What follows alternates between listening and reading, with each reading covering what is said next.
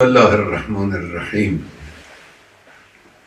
मैं ईरान के महान और गौरवशाली राष्ट्र का अभिवादन करता हूँ। ईरान सलाम अर्ज मिکنم। पहली बात जो मैं कहना اولی चाहूँगा میبایدم वह है, अर्ज بکنم تمجید از इस मामले में हमारे प्रिय रफ्तार राष्ट्र के व्यवहार की प्रशंसा ملت करना, عزیزمون در این जिसे جنگ दुश्मनों ने हाल ही में سختگیران देश के सामने लाया है। دشمنان برای کشور پیش برد. ईरानी ملتمون राष्ट्र ने दिखा दिया है نشان داد कि वह दृढ़, که साहसी और متین، समयनिष्ठ है। هم شجاع،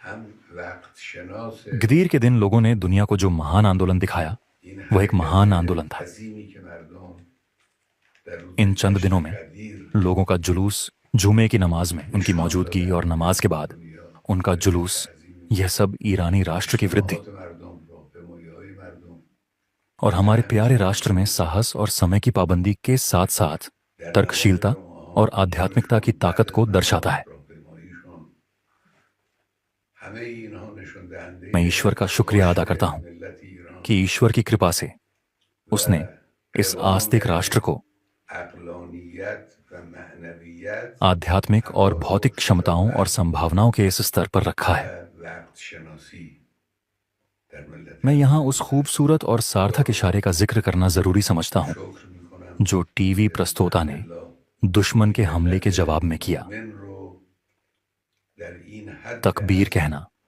और वास्तव में राष्ट्र की शक्ति को पूरी दुनिया के सामने पेश करना, من لازم میدونم यह एक ऐतिहासिक घटना थी, اشاره کنم एक बहुत ही मूल्यवान घटना। زیبا و दूसरी बात यह है कि यह घटना هایی که जायोनी शासन द्वारा हमारे देश पर मूर्खतापूर्ण और दुर्भावनापूर्ण आक्रमण की घटना دشمن انجام داد. उस समय हुई जब सरकारी अधिकारी अमेरिकी पक्ष के साथ अप्रत्यक्ष रूप से बातचीत कर रहे थे। رسانه قدرت ملت رو در ईरान की ओर से कोई मुद्दा नहीं था जो यह संकेत देता कि कोई सैन्य कदम या कठोर और सख्त कदम उठाया गया था। بسیار با ارزشی است. बेशक مسئله शुरू से ही यह संदेह था कि झायोनी शासन के इस दुर्भावनापूर्ण कदम में अमेरिका भी शामिल है। حادثه تهاجم लेकिन हाल ही में उनके द्वारा दिए गए इन बयानों से यह संदेह दिन प्रतिदिन मजबूत होता जा रहा है। در حالی رخ داد که مسئولین ईरानी राष्ट्र थोपे गए युद्ध के खिलाफ दृढ़ है, जैसा कि वह अब तक खड़ा रहा है, غیر مستقیم و با واسطه और थोपी गई शांति के खिलाफ भी दृढ़ है। هیچ ईरानी राष्ट्र किसी के भी सामने आत्मसमर्पण नहीं करेगा। मैं उम्मीद करता हूं कि बुद्धिजीवी और लेखक, विशेष रूप से दुनिया के जनमत से जुड़े लोग, نظامی इन अर्थों और अवधारणाओं को व्यक्त करेंगे, سختی उन्हें समझाएंगे, البته از اول दर्शकों के लिए उन्हें स्पष्ट करेंगे که در این حرکت और दुश्मन को अपने भ्रामक प्रचार के साथ सच्चाई को विकृत करने की अनुमति नहीं देंगे। در با این حرفای اخیری जायोनी दुश्मन ने बहुत बड़ी गलती की है, تقویت बहुत बड़ा अपराध किया है और उसे सजा मिलनी चाहिए, در مقابل और उसे सजा मिल भी रही है। محکم می‌ایسته. همچنان उसे अभी सजा मिल रही है। در مقابل صلح تحمیلی محکم می‌ایسته. ईरानी राष्ट्र और हमारी सशस्त्र सेनाओं ने इस दुष्ट दुश्मन को जो सजा दी है این और दे रहे हैं और भविष्य के लिए योजनाएं बना रहे हैं, که صاحبان فکر و صاحبان वह बहुत बड़ी सजा है और इसने उसे कमजोर कर दिया है। و قلم بخصوص यह तथ्य कि उसके अमेरिकी मित्र मैदान में उतर रहे हैं और बोल रहे हैं, جهانیان این उसकी कमजोरी بیان और उसकी नपुंसकता का संकेत है। برای مخاطبین अंत में روشن کنند. اجازه ندن संयुक्त राज्य अमेरिका के राष्ट्रपति ने فریبکارانه خودش حقیقت رو دیگه हाल ही में हमें धमकाने के लिए अपना मुंह खोला है। دشمن वह धमकी तो दे ही रहे हैं, یک اشتباه بزرگ साथ ही एक हास्यास्पद और अस्वीकार्य बयान के साथ। مرتکب شده و باید ईरानी राष्ट्र से स्पष्ट रूप से कह रहे हैं कि आओ خدا داره مجازات और मेरे सामने आत्मसमर्पण करो। که ملت ایران و نیروهای مسلح ما जब कोई व्यक्ति इन चीजों को देखता है तो वह वास्तव में हैरान रह जाता है। सबसे पहले वे किसी ऐसे व्यक्ति को धमका रहे हैं जो उनकी धमकियों से डरता है।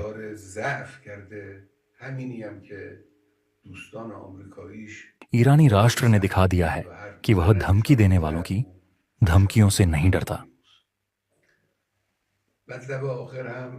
धमकियों से ईरानी राष्ट्र के व्यवहार और ईरानी राष्ट्र के विचारों पर कोई असर नहीं पड़ता।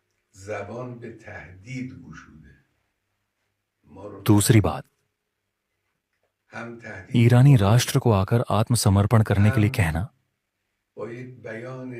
कोई बुद्धिमानी वाली बात नहीं है। बुद्धिमान लोग जो ईरान को जानते हैं, ईरानी राष्ट्र को जानते हैं, ईरान के इतिहास को जानते हैं, वे कभी ऐसा शब्द नहीं बोलेंगे। किसके सामने आत्मसमर्पण? ईरानी राष्ट्र आत्मसमर्पण नहीं कर सकता। हम किसी के अधीन नहीं रहे हैं और हम किसी की अधीनता स्वीकार नहीं करेंगे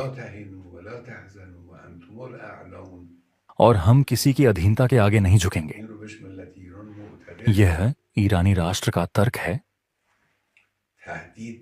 यह ईरानी राष्ट्र की भावना है और निश्चित रूप से अमेरिकी जो इस क्षेत्र की राजनीति से परिचित हैं, वे जानते हैं कि इस मामले में अमेरिका का हस्तक्षेप 100% उनके लिए हानिकारक है।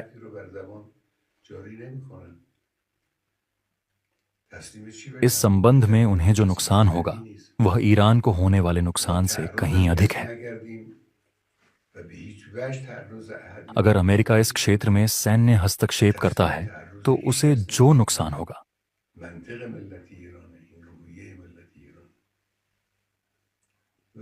उसकी भरपाई नहीं की जा सकती। मैं अपने प्यारे देशवासियों से निवेदन करता हूं कि वे इस महान श्लोक को हमेशा ध्यान में रखें। जीवन सामान्य रूप से चल रहा है, भगवान का शुक्र है।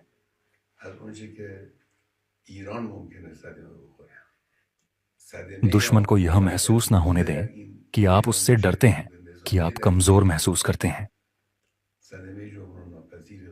अगर दुश्मन को लगता है कि आप उससे डरते हैं तो वह आपको जाने नहीं देगा। आज तक जो व्यवहार करते आए हो उसे पूरी शक्ति से जारी रखो। जो लोग सेवा के कामों के लिए जिम्मेदार हैं, जो लोगों से व्यवहार करते हैं, जो प्रचार और स्पष्टीकरण के कामों के लिए जिम्मेदार हैं, उन्हें चाहिए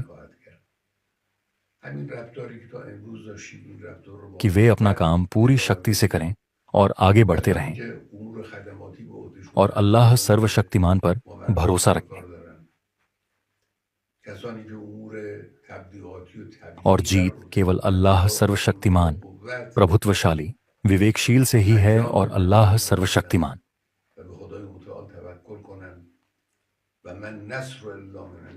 ईरानी राष्ट्र को सत्य और अधिकार के साथ विजय प्रदान करेगा, अल्लाह की इच्छा से। अरबी और आप पर शांति हो। ईश्वर की दया और उसका आशीर्वाद साथ है।